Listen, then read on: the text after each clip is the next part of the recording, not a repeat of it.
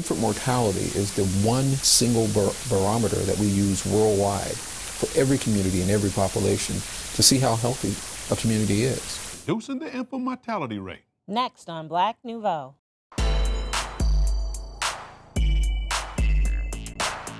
Good evening and welcome to this edition of Black Nouveau. I'm Milton, Dockery. And I'm Faithe. We're glad you could join us. This week, we'll hear from Marti Gobel, the actress who portrays 24 characters in Neat, currently at the Renaissance Theaterworks. Filmmaker George Lucas's take on the Tuskegee Airmen, Red Tail, premieres this weekend. We'll reprise our interview with some of the surviving World War II pilots. And I'll talk with Milwaukee's health commissioner, Bevan Baker, about ways to reduce the infant mortality rate. But first, Tonya Lewis Lee is a producer and writer who specializes in children's stories and issues. You know, as time has gone by, what I have learned is that there is nothing more important, there is nothing more big time than being a parent. And this parent is Tonya Lewis Lee, writer, producer, wife of movie director Spike Lee, and the spokesperson for A Healthy Baby Begins With You. She was in town to speak at a luncheon for the Women's Fund of Greater Milwaukee, where the topic was closing the gap on health disparities in the United States. Tonya Lee travels the country raising awareness about infant mortality with an emphasis on the African American community.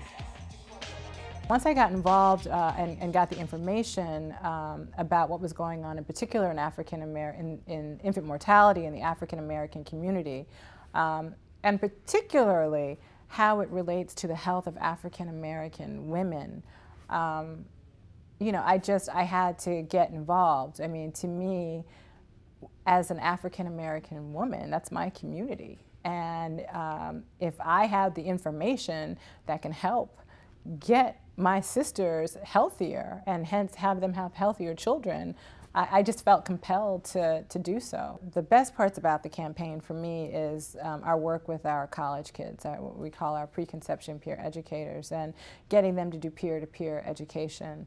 And I have made certain lifestyle choices as I have learned what it means for me to be healthy. And so I talked to some of my students about that. And it's been great because they're making adjustments in their lives. You know, it may not be extreme, but, you know, slowly some of them are changing the way they eat, thinking, at least being conscious of how they eat, thinking about, you know, planning their pregnancies, where they want to be before they have a child. How do we teach young women how to be? First, I would say, look to who you look up to. You know, look to your heroes or sheroes, and mimic them to a certain extent. I think one is the physical. Learn what it means to be healthy. Learn how to eat, what nutrition means. Exercise. Take care of yourself in that regard. Go to the doctor. Those kinds of things if you can. Secondly is take an emotional stock of yourself. You know, create an environment for yourself where you've got good positive energy and cut out the bad. Really focus on positive energy, be optimistic, even in darkness. The third way is to think about yourself spiritually. Whether you believe in God or not, you are more than just yourself. You know, we are connected to each other in this world. And finally, just on an intellectual level, education doesn't stop in school. You know, read as much as you can about whether it's about your health, or about current events, or about anything. Just read. Lee would like our young women to not be afraid to grow. I think sometimes people try to be so real and often so afraid that if they sort of take themselves up a notch, that means that they are trying to put on airs or trying to be something that they're not. But that's not the case. You can certainly evolve as a person in terms of learning how to take care of yourself, learning how to speak appropriately in appropriate situations. You know, it's one thing, like I might talk to my girlfriends and be like, girl, did you hear such and such? But you know, and then I'll go to a speech and I'm going to give a speech in a certain way. You know, it's just how we do. But that doesn't mean that I'm rejecting where I came from. You know, I think that's a big issue in our community. She is a parent of teenagers, which she said is a challenge. This goes along with her involvement with Generation On. And it's an organization that gets young people out to volunteer. So again, the idea is really trying to empower young people to realize that they can make a difference in their community. So, you know, elementary school kids, high school kids who do phenomenal service work for their communities. I haven't gotten much pushback from young people getting them involved, but I guess because we offer them food, so that often helps, you know. And trying to make it kind of fun for them, you know, so that it doesn't feel like it's all just, you know, drudgery, that, you know, they're getting involved is really fun. And I think that once they get involved and volunteer and see how good it feels, then they get it and they want to keep coming back for more. Tonya Lewis Lee, along with her husband, are assisting parents with their children through literature. The first children's book was Please Baby Please, which is essentially, it's a picture book, and essentially that book is just the day in the life of a 2-year-old. We wrote that when our son was 2, and a curious toddler who just got into all sorts of things. So instead of saying, don't stop, we decided to write a book that said, please baby, you know, don't write on the wall, or please baby, come along. And then after that, we did Please Puppy Please, which is turn around, it's fair game. Now the kids have a puppy and they're chasing puppy all day.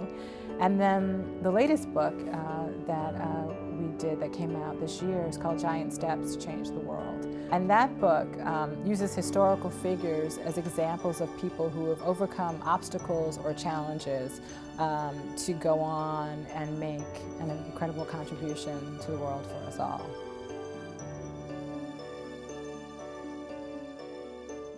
Racine, Milwaukee, Beloit, and Kenosha share extremely high infant mortality rates among African Americans. In November, Milwaukee announced plans to reduce the city's black infant mortality rate by 15% and the city's overall rate by 10%.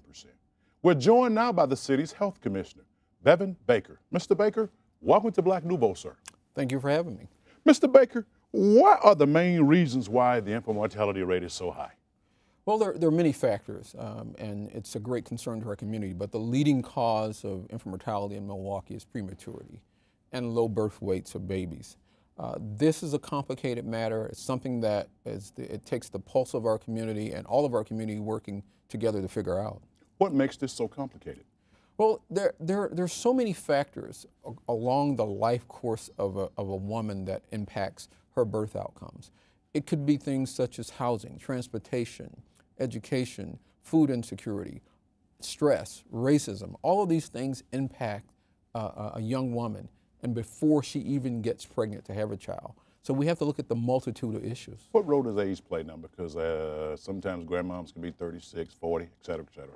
Well, we know that there is much learning from older generations, but what we're seeing is the compounding of young women having babies early pregnancies, teens, and then they're going on to have children who have babies, so they become grandmothers at a very early age, and the transfer of knowledge may not be what it was 20, 30, or even 5 years ago. What programs are already in place to help curb this rate? Well, I think there's a lot of work being done in the community, and I think some of the things that are working, and some of the things is intensive home visitation and case management and outreach to women even before they become pregnant. That's preconceptual health. Those things are working. The other things that are working is making certain that people have a medical home and access. Some of these things are good. Talk more about the education aspect, because many people just don't know.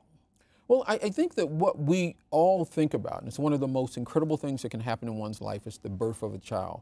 But we need to understand that what you do today affects your birth outcomes tomorrow. And all of these things impacting on an individual and a family make a difference. We have to educate them about eating right, educate them about carcinogens in our environment, educate them about removing stress, getting gainfully employed if possible. There's just so many factors here. And not only that, having access to prenatal care is very important also. It is. It's an important concern, but what we've found is that alone does not necessarily indicate there's going to be a positive outcome. So you have to do a little bit more. Okay. Now, one of the big problems is babies sleeping with their parents. How do we get parents to understand that this can be very dangerous? Well, this is an issue that's created a lot of concern, a lot of discussion, and some controversy in our community. You know, I think it's one of the most incredible things for a mother or a father or a guardian to cuddle with their baby. But being in that adult bed sharing, what we've found here in this community, it's of great concern. And we're having 100% preventable deaths, and we need to look into this, and we need to wrap our arms around this problem. Well, in the past, you know, parents have slept with their children. You didn't hear much about this, but now we do. Talk about that. Well, I mean, things have changed. I mean, we're moving at the speed of the digital democracy we're in, and I think things are different. I mean, many of us who are parents have slept with our children, but the dangers, what we know now is different than what we know even 5, 6, 7 years ago, and we have to be smart about this. I can't always say it's going to be safe. I can't always say it's going to be dangerous, but there are risks involved with sleeping in an adult bed with your baby. Now, I was talking about the past, and parents have talked about slept with their kids in the past. Could there be reasons why now we know more about this as compared to the past? Well, what we know now, and this is through the American Academy of Pediatrics, that the safest place for a baby is on its back, alone in a crib, and not in that adult bed. We look at SIDS, sudden death syndrome, and we have so many deaths that are unexplained. There's been a lot of research now, so we know more now. We know that many of our infants succumb to objects being in the bed. It was great intentions that the parent had, but they didn't look for this outcome. None of our community wants to hurt their babies, but unfortunately it's happening here in Milwaukee. So we got babies dying sleeping with their parents. Yes. An increase in crib deaths. I mean, I don't understand.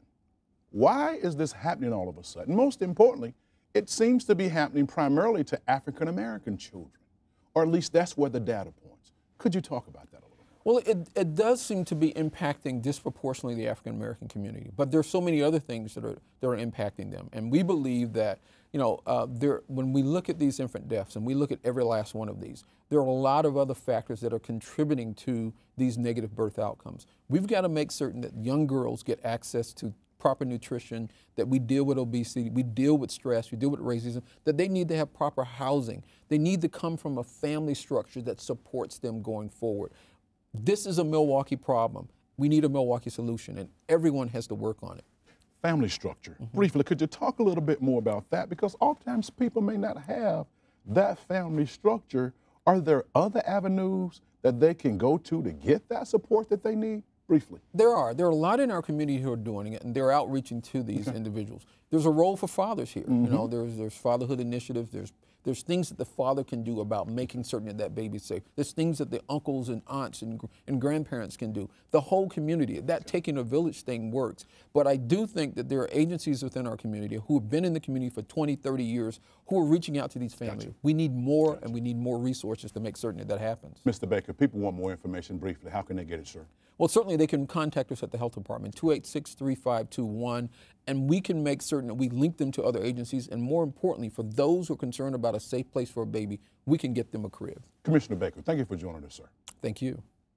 This is an issue we'll continue to examine on Black Nouveau.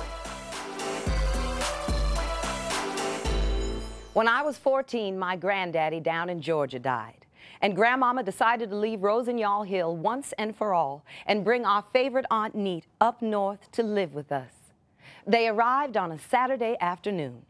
3210 Breck Place, Albany, New York was spick and span. The kids were all washed and pressed as we anxiously awaited the sound of Daddy's Ford Fairlane to pull into the driveway. When we heard the car door slam, my sister grabbed Lisha and Jolene and ran out to meet them. I propped my baby brother Dwight on my back and I ran out after them. And there she was. Grandmama was beautiful, proud, tall, much taller than I remembered. You see, it had been years since Allie and I had seen Grandmama or Neat, and I just knew she was going to help me with some of my chores around the house. I tell you, it's not easy being the oldest of 5 children. We all crowded all around her. There was so many of us you could hardly find a spot. And oh, my grandmother, even after 15 hours on the train, she still smelled like coconut. Grandmama, where's Neat? Well, yonder go Neat. She yet in the car. She feeling a little feeble from the train ride. Don't quite know where she's at. Now come on out, Neat. Come on out and say hey to the kids. Daddy opened the car door, and Neat stepped out.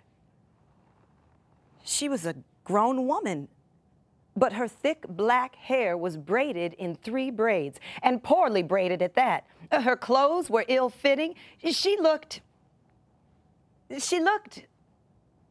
country. Slowly clutching her black patent leather pocketbook, she stepped into the yard. Allie and I backed away. Grandmama said, look at Neat. She did her own hair today on the train. And I'm thinking, yay, wonderful. Number 1, I have got to do something about that hair. Number 1, I have got to find her a new hairstyle because that is not working on the block. And then she spoke. Baby. You see, all Grandmama's children called her baby, just like Granddaddy used to. Baby, where's Charlayne? Where's Charlayne at? Well, Neat, you're looking right at her. Allie's standing next to her. Both of them done grown up so, just like 2 string beans. She approached me, searching my face for the remnants of the little girl that she once knew. Then very softly, she cupped my face, feeling all over my head and my face. And I'm thinking, is this a Helen Keller moment or what? And then she saw me smile. Charlayne! This Charlayne? Oh, you so big. You a big girl now. And then she picked me up, squeezed me tight, and rocked me back and forth, back and forth. She put me down and did the same thing to Allie. Oh, no, no, no, no, no, no. Not at this time in my life. The girls will never come over now. Oh, please, God, take her away. Take her away. Debbie Weinstein will never invite me over to her house now.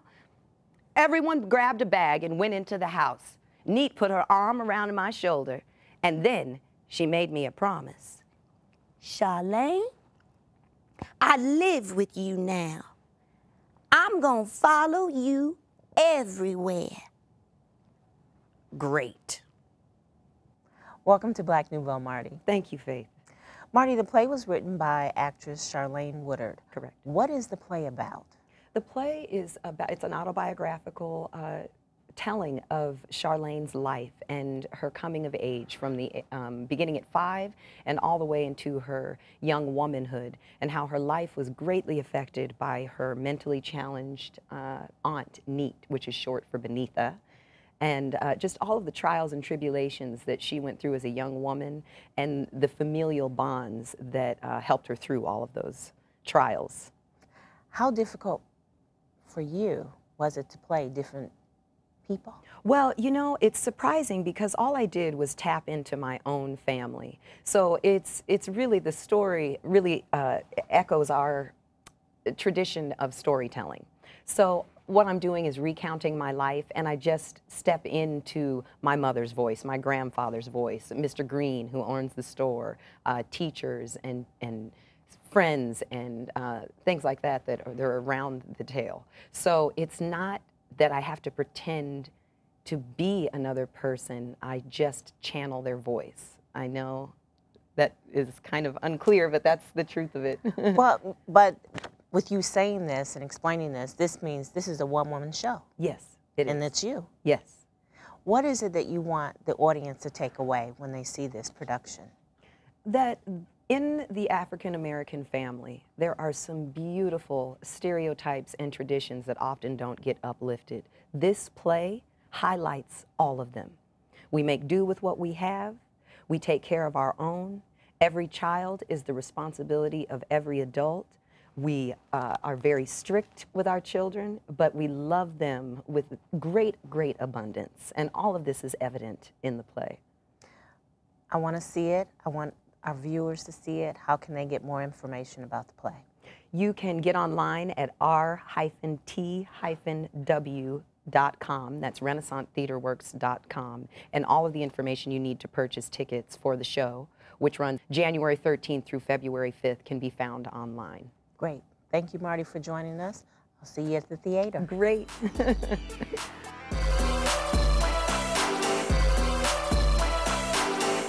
Though the numbers are few, What the Tuskegee Airmen accomplished during World War II will never be forgotten. Sharon Patterson has more.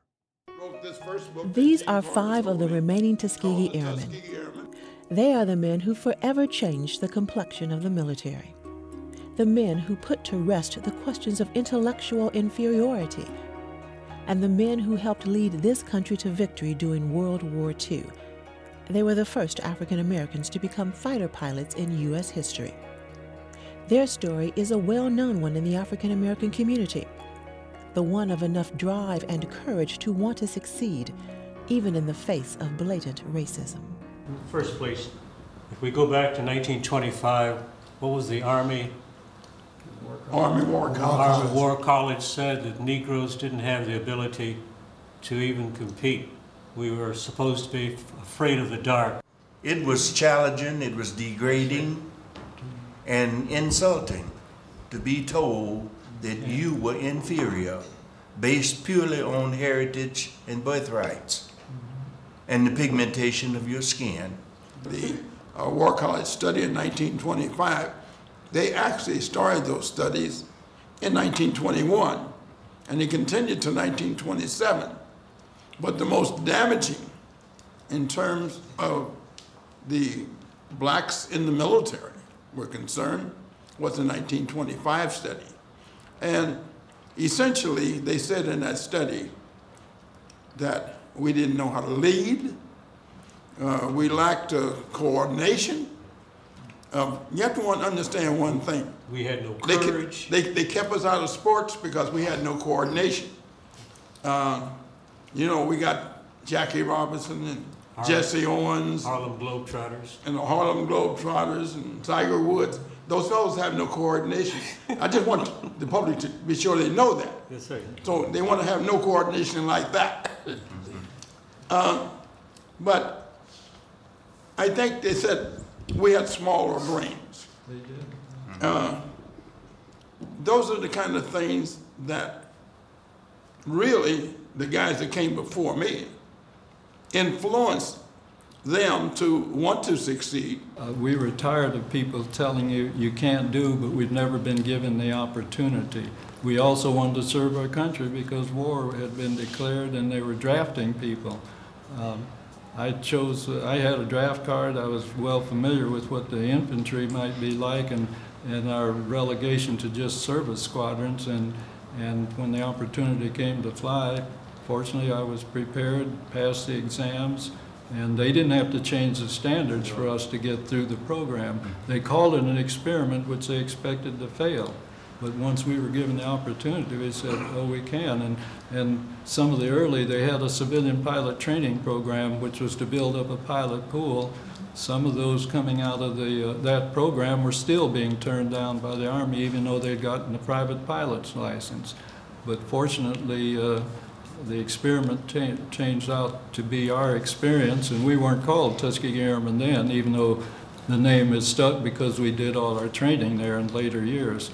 But it was the perseverance and the dedication, and we were loyal to the country. So there are multiple things that go into being able to, as Gene said, accept a segregated program, because those that would have preferred we not even do that and hold out for full integration. I'm not sure where our country would be if we had done that. Where indeed. Lucky for us and this country that those brave men not only endured and passed the test, but also accepted the segregated status and went on to fight for this country in spite of the treatment given them. You see, U.S. bomber planes were being destroyed by the enemy frequently, causing great loss of life. That is, until the Tuskegee Airmen showed up. They were assigned to escort and protect the bombers and have the distinction of being the only U.S. fighter group in World War II that could claim to have never lost a bomber in their care. And although that may be one of the most recognizable facts about the Airmen, they were involved in the fight long before the escort started. Well, I think the assignment of the 99th when they were flying the P-40, the first ones into combat, is what we call interdiction and ground support. That is, supporting the movement of the front lines, assisting so that our ground element could move forward and recapture land from the enemy. And they had over a year of combat doing just that with the P-40. When the other 3 fighter squadrons that formed behind them came, they were doing support work, but a different nature, flying the P-39, doing harbor and coastal patrol. Again, protecting the shipping lines to support our people, particularly like for the Anzio beach, from Naples to Anzio beachhead. Same time, the 99th was fighting in the air and on the over the ground elements during that Anzio landing. So the assignment to the fighter units was based first with 12th Tactical Air Force, flying those types of missions.